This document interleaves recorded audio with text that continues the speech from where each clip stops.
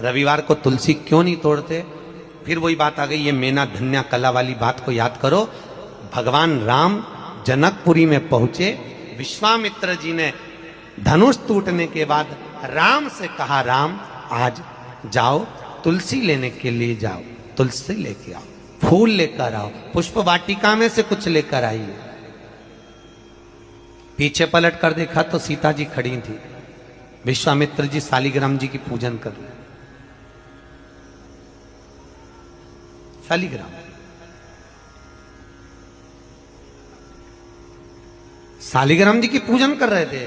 विश्वामित्र जी ने पीछे पलट कर देखा, सीता जी खड़ी, तो कहा, राम एक काम करो, ये पुष्पवाटिका सीता की है, उनके पिताजी की है, सीता को भेज दो, वो फूल लेकर आएगी, वो तुलसी लेकर आएगी। जानकी जी गई, पुष्प उतारे, तुलसी उतारने लगी। तुलसी उतारते समय जानकी जी की हवा इतनी तेज चली कि सीता जी का पल्लू उड़ गया, और जैसे ही पल्लू उड़ा वो तुलसी के पौधे पर गिरा।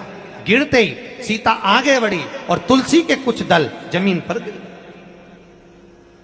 तुलसी के पत्ते जमीन पर।